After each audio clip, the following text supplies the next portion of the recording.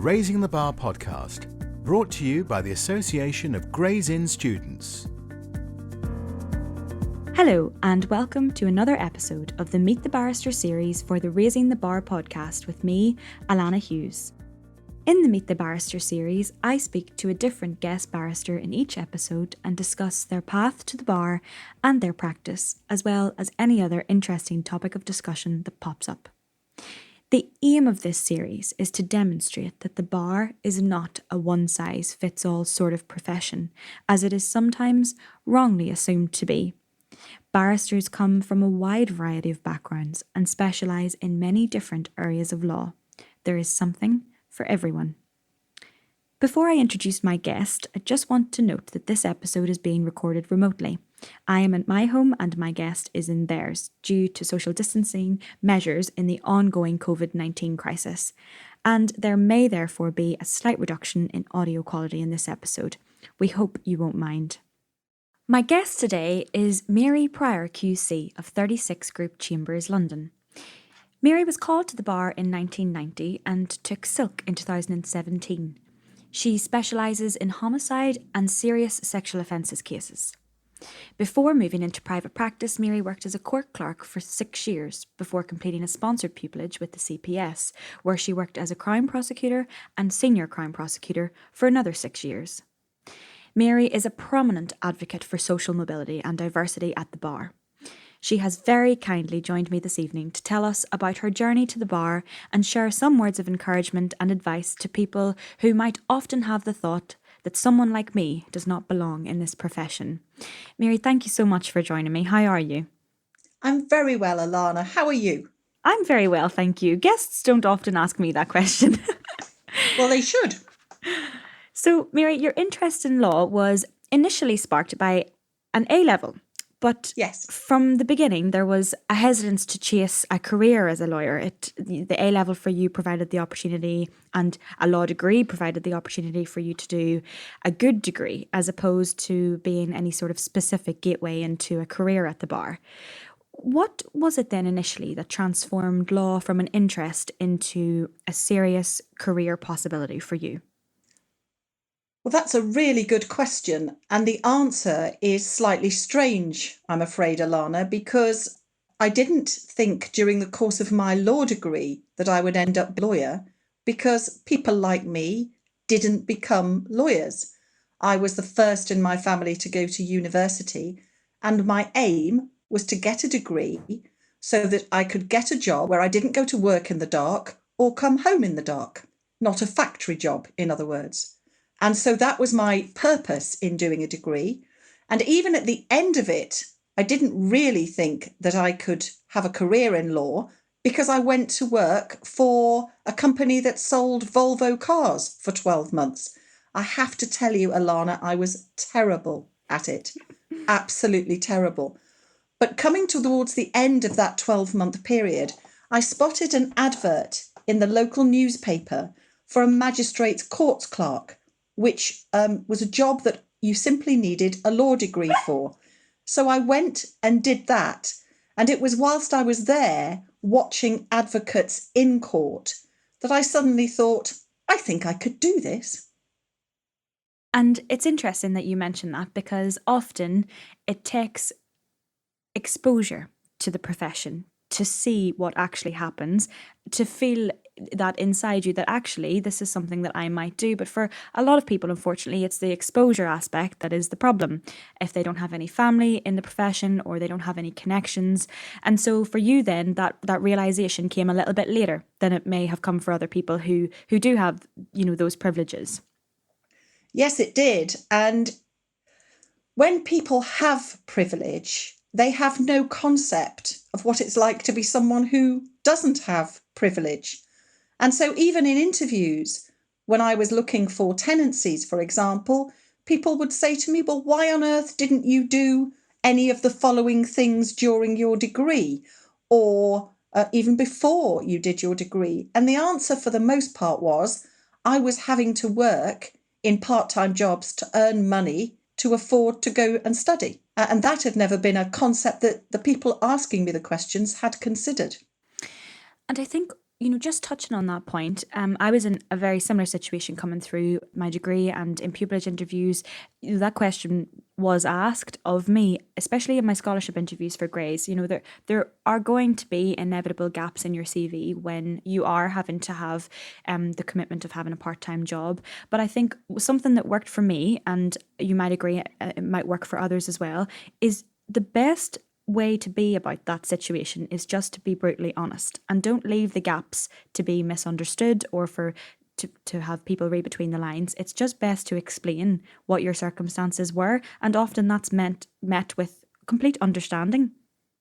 I think what you need to do is to own the success that you have got and to see what you have done as an achievement. And sometimes it's a far greater achievement to have held down a full or part-time job or caring responsibilities alongside study.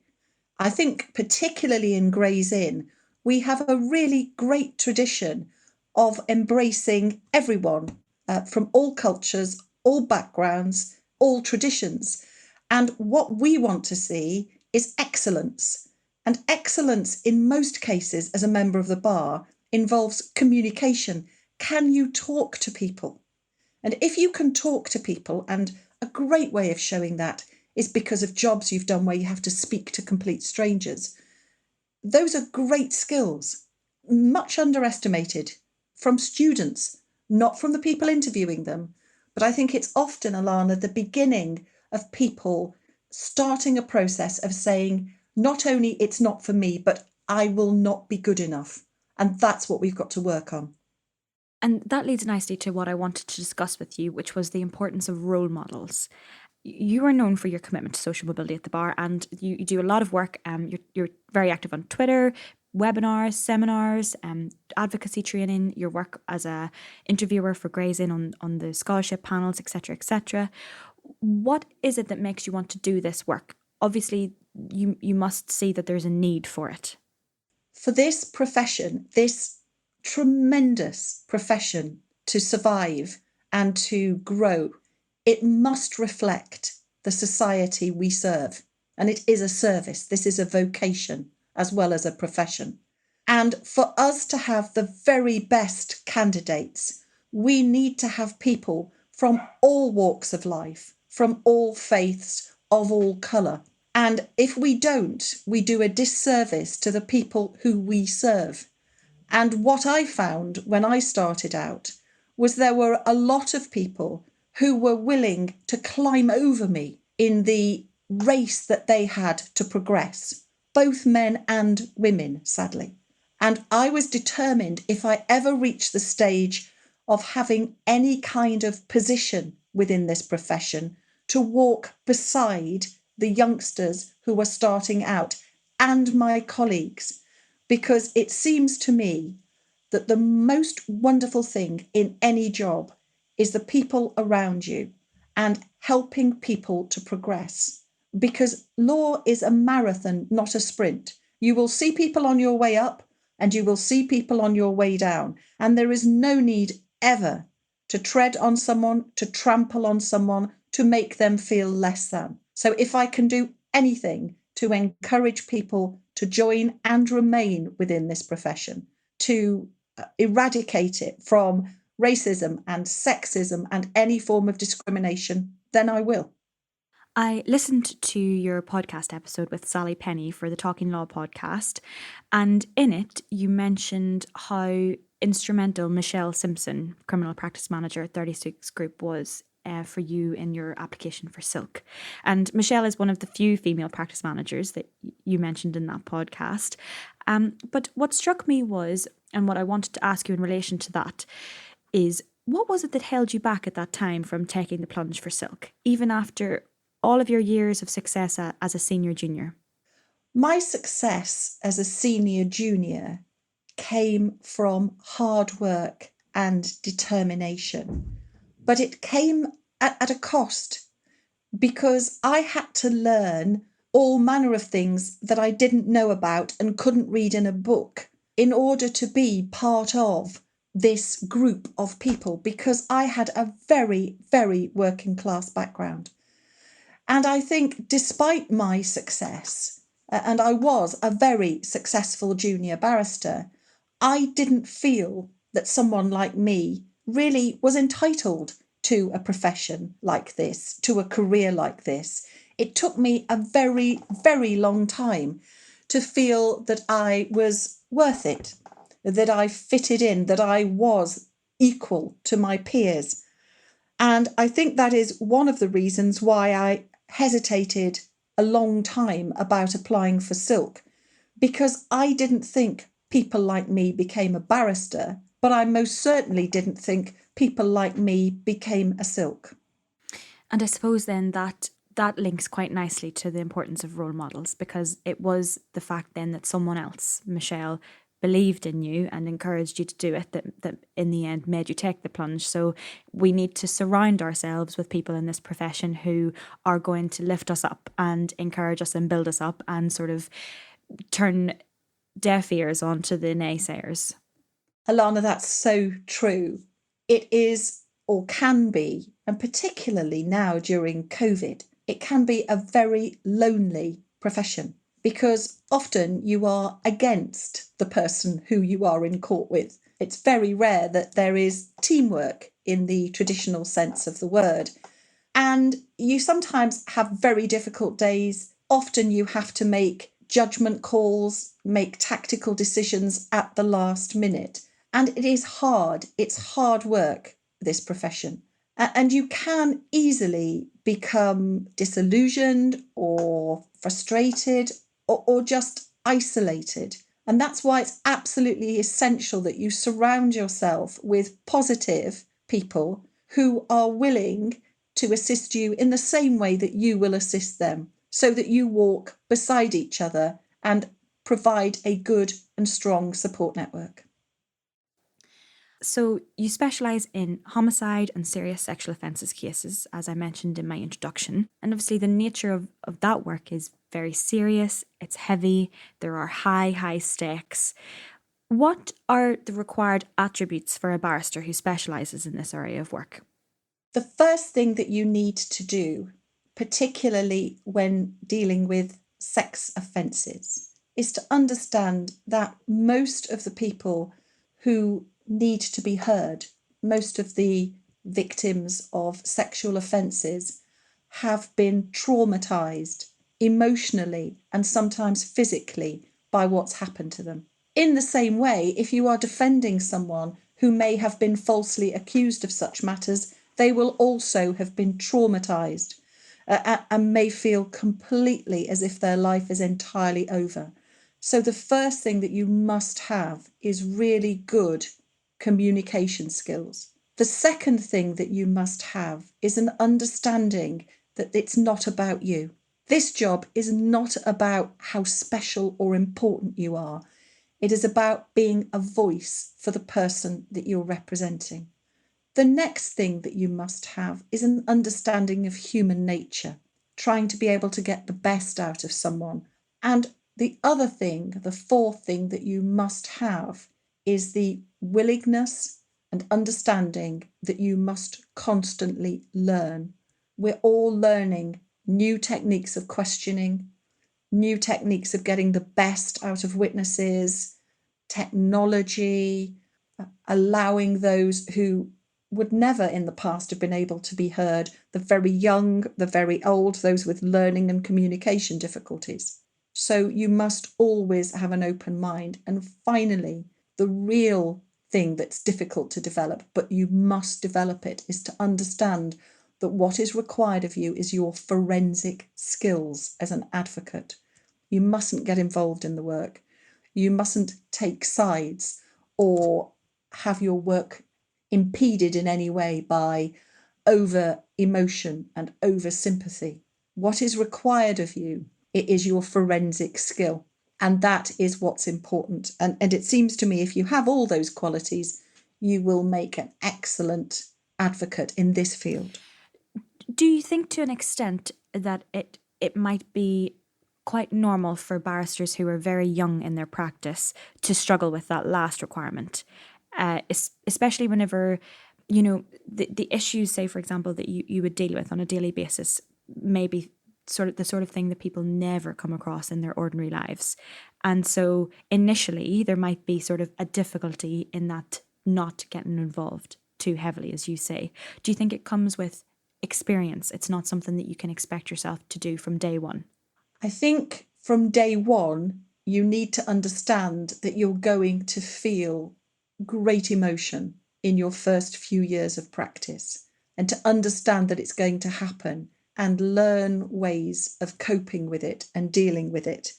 In the past, you were simply told, and I use these words deliberately, to man up and get on with it because it was part of the job. We don't do that anymore with young practitioners. There is a large support network. Gray's Inn has a great students' body and a body of practitioners who are willing to act as mentors. We also, in Chambers, have wellness groups, and the Bar Council also have wellness groups and mentors if they are required. So what young practitioners need is a body of people supporting them, so that if they are finding it difficult, they have someone to phone who will say, I understand, I know how difficult it can be, and here are some things that have worked for me to help. Do you feel that you are good at grafting an effective work-life balance for yourself? Is this something that you might have got better at as your practice has developed, or do you feel that you still have maybe a little bit more work to do in terms of being able to switch off? Great question. I'm not sure that I've ever had a really good work-life balance, because if you've grown up without money, as I did, and if you've grown up in poverty, not only in the sense of not having any money, but almost like having an arrow over your head, because everything you wear and say and the way you behave distances you from others. If you've grown up like that, it's very difficult to say no to work, because you are always worried about where the next brief will come from. Being self-employed is a bit of a challenge for those who've become socially mobile. But what I learnt to do over the years was to remember that if I didn't get enough sleep and if I didn't get enough switch off time, I wasn't doing my job as well as I would otherwise be doing it. And of course, I had to learn a work-life balance because I have 5 sons and a dog, and I have to do all the ordinary things that mums and wives and sisters and friends do. So the key for me has been a diary and a dog. A diary and a dog. That sounds great. What sort of dog is it? She is a cross between a Springer Spaniel and a poodle, which I think is called a Sprudel. Loads of energy from the Springer side then. Loads of energy. She barks almost as though singing to the moon. She is always utterly thrilled to see me in a way that none of my children or husband ever been, really. And I know that whenever I see her, and I've had a very long day, within 2 minutes, I'm smiling, I've put on a pair of wellies, we're off out walking, and within 5 or 10 minutes, the day starts to remove itself from my body, from my mind, and I start to feel much better. How has COVID impacted your sort of your work-life balance, but also in the sense that some barristers that I've spoken to previously have mentioned that, you know, the law can be quite all-consuming at all times generally anyway, but when you are sort of stuck at home and it's like the 9 to 5 or 9 to 6 or whatever hours you want to work a day are kind of almost molded into the entire morning, the entire evening, there's no switch off time. Have you found that it's been better for you or worse? Different, I think, is probably the best word, Alana. I have loved not getting up so early, because ordinarily I get up somewhere between 5 and 6. So staying in bed till 8 o'clock is like being on holiday.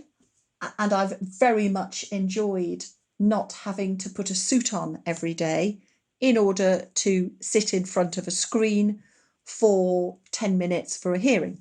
I've been thrilled not to have to travel for 4 hours or more to do a 10-minute hearing. That's been a marvellous thing. And I've also very much enjoyed being able to spend more time with my husband and with my children because I'm not doing all of that travelling. Going forward then, this situation has potentially opened up a can of worms in terms of a serious discussion might need to take place, in the sense that it just doesn't make logical sense to travel 3 or 4 or 5 even hours a day for a 10-minute hearing. And have you found that those hearings have been able to effectively, the mentions, I mean, the 10-minute, 15-minute, have been able to effectively happen virtually? Yes, they have. And you're so right, Alana.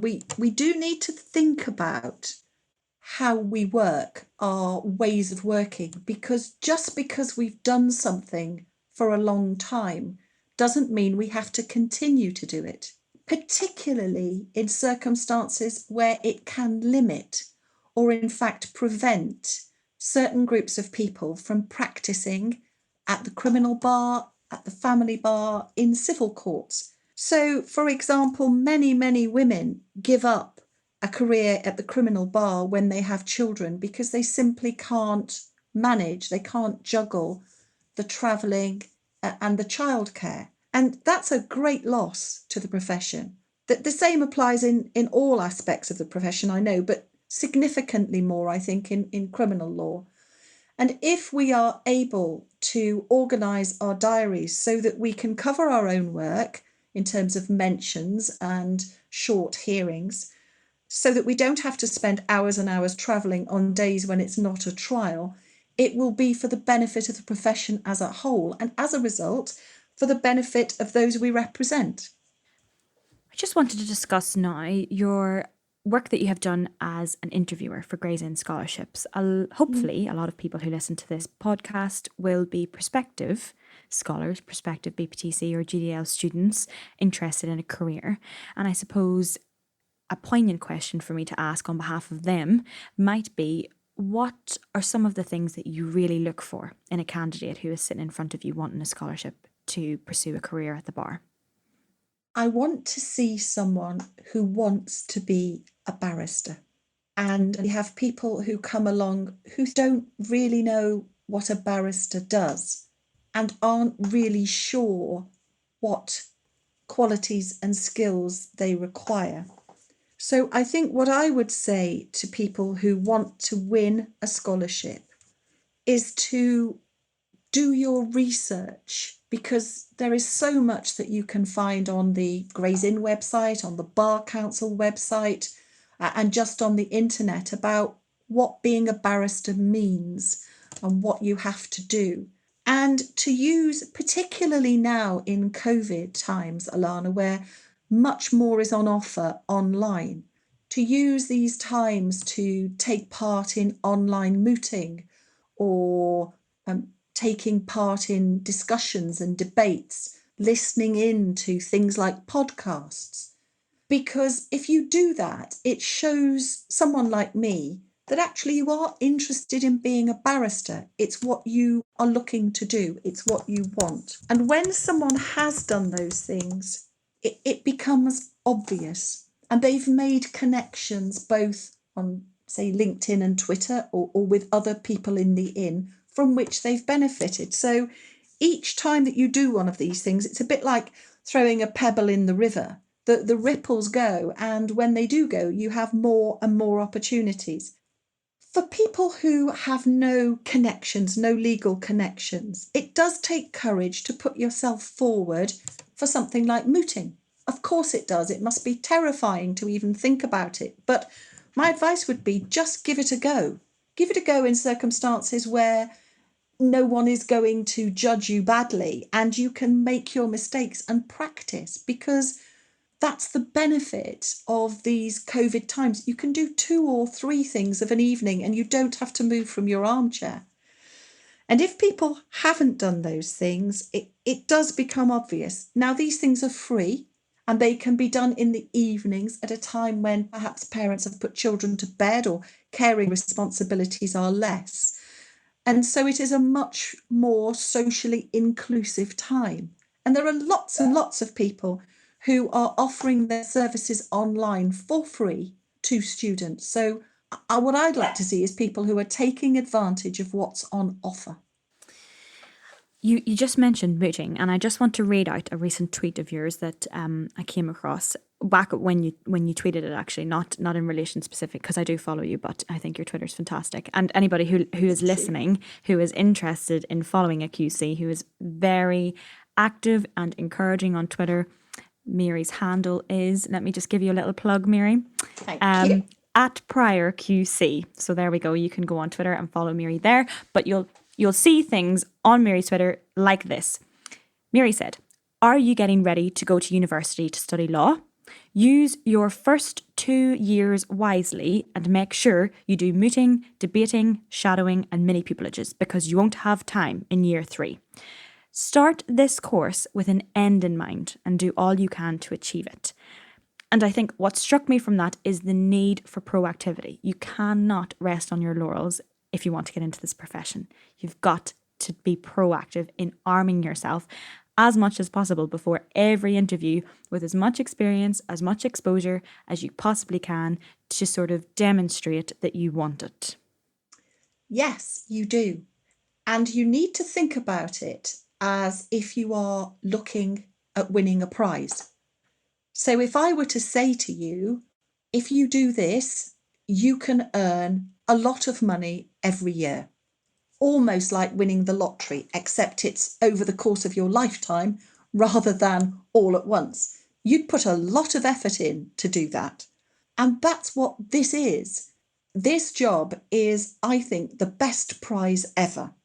You will not get a better job than being a barrister, and therefore you need to work at it. Anything that's worth having in life is worth working at. And what happens is we have students who come along after 3 years with a first-class honours degree and nothing else. They haven't done a thing to find out even whether they're any good at being a barrister, any good at advocacy. They have simply focused on their degree. And what I've found over this summer, speaking to a lot of students, is that they were going to do it. They were going to get round to doing it, but they didn't do it in year 1 because they had such a lot of fun.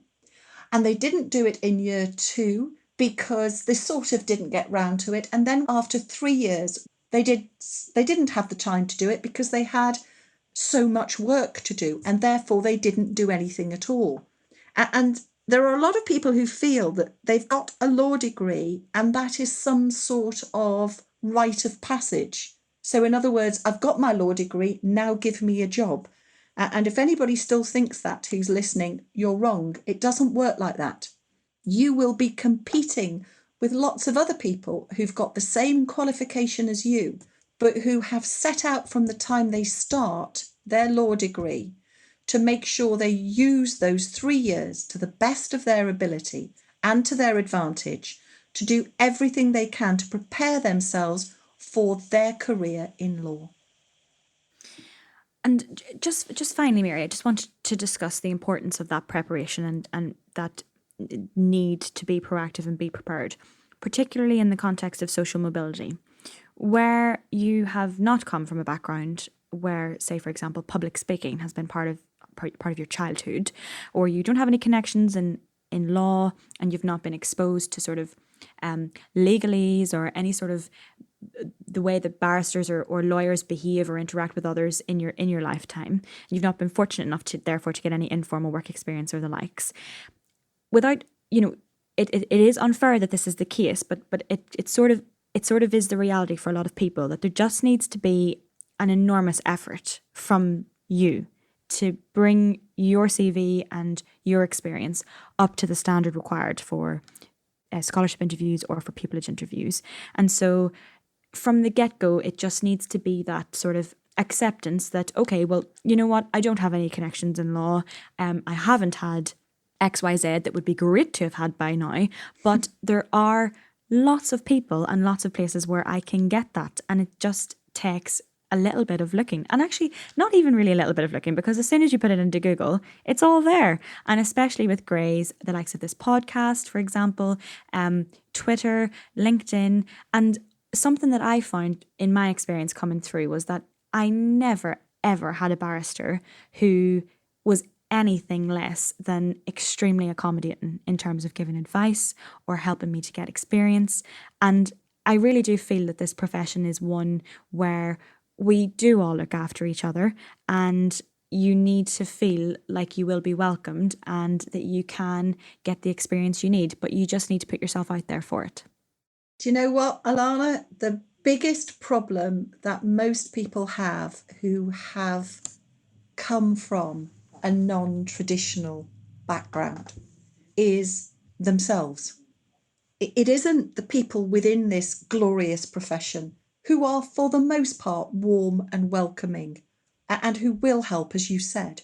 It is their belief, which comes, I think, just from being talked down to your entire life, but it's their belief that they'll be found wanting, or we're not going to want them, or that they just don't feel that they can do any of these things because they don't know how to start. But actually, instead of seeing everything that you have as a disadvantage, you need to start by understanding that you have real advantages in coming from a socially mobile background, because you will know that in order to get the same qualifications as other people, you've had to work so much harder. And so that drive, determination, and resilience is what will make you shine.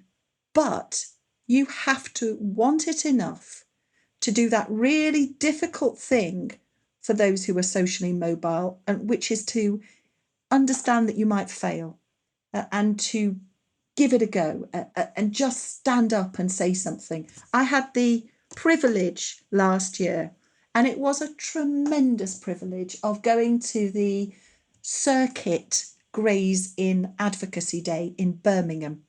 And there were a wonderful bunch of young people of all faiths, all colours, and all were brilliantly clever and young. Most of them from socially mobile backgrounds. In other words, the first in their family to go to university.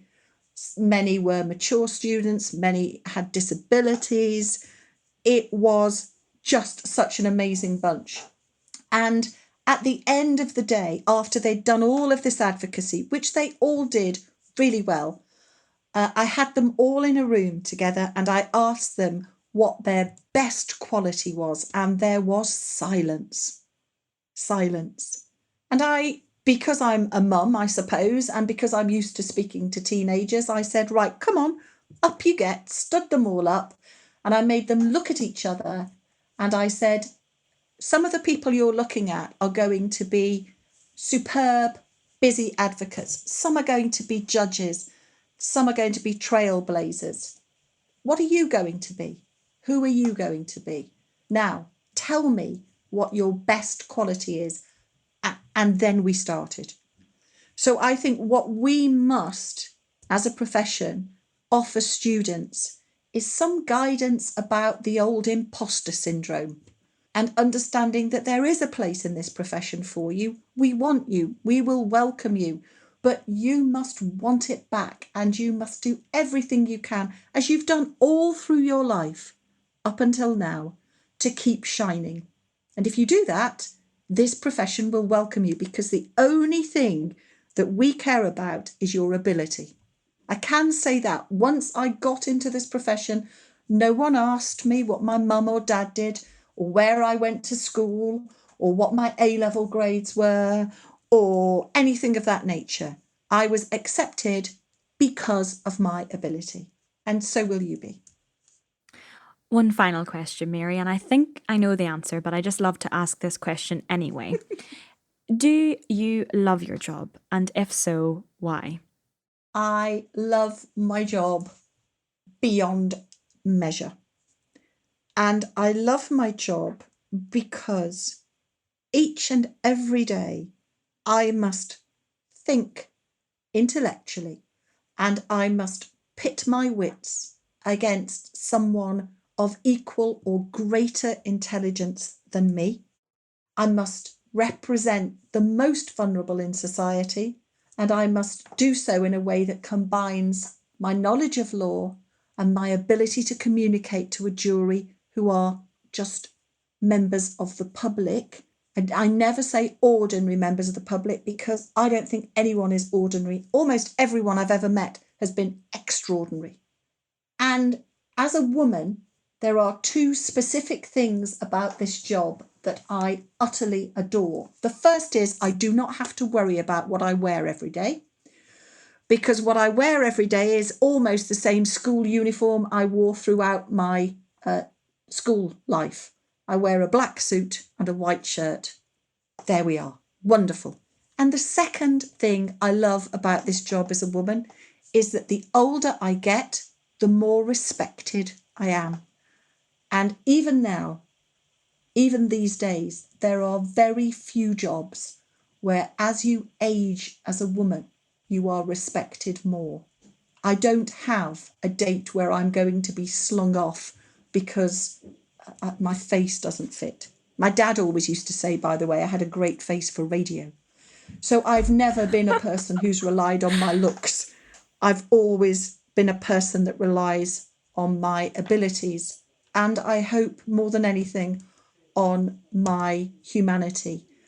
And I'm enjoying the fact that I'm in my 50s now, and as I carry on in this profession, I am valued, I'm respected, and I can just be myself, carrying on in my work, learning every day. There is not a day that goes by where I don't learn something new as to how to make my craft better. I think now, after 30 years, I'm just about getting it right. I've got a long way to go then.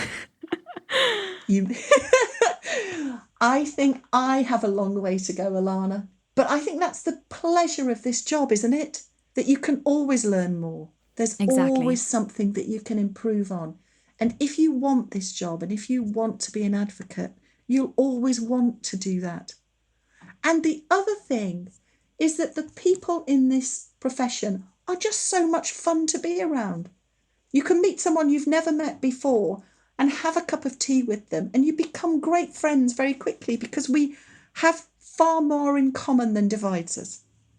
And the inn is a wonderful place for that. The inn is a sanctuary.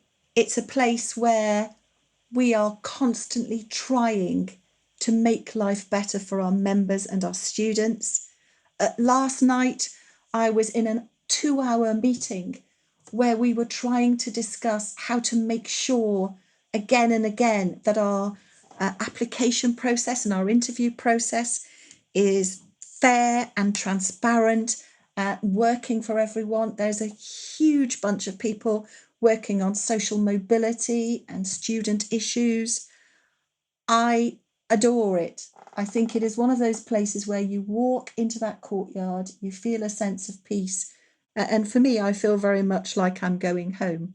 Do you know, Alana, when I was called to the bar, my mum, who spent her life packing tiles in a factory, came down to London, I think for the first time in her life, on the train, and stood in a place of what appeared to me at the time to be great privilege, sort of place that I'd never stood in until I went to Gray's Inn. And she stood in the great hall looking down on me as I was called to the bar. And afterwards, several of the benchers, a couple of Lord Justices, came up to her and took the trouble to talk to her and to talk to her about her life in the northeast. And they ended up talking about case to kippers and her love of kippers. I don't know where it all came from. But my mum died young. She died at 63 because she'd been working in factories all her life. But right until the day she died, she never forgot that generosity of spirit and kindness, and nor shall I, which is why, again, I think we're just so privileged to be part of this amazing, amazing inn. Mary, thank you so much. It has been so lovely to speak to you. I hope when this episode goes live that your follower count on Twitter takes a little bit of a rocket, because you deserve it. And Really, really, thank you so much. It's been so. I feel inspired. I feel like I'm now going to be. I'm starting people in a few weeks. I'm starting to hit that sort of Are point you? where, yeah, I mean, it's Wow. crunch time now. So, as you say, the imposter syndrome, and you're overthinking and deep thinking every possible thing that could go wrong. But this sort of conversation just really sort of reminds me that you work hard enough, you're going to make it, and it's going to be fine. So, thank you so much. Alana, it's been a great pleasure. Can I just say that you are embarking on the most amazing career ever?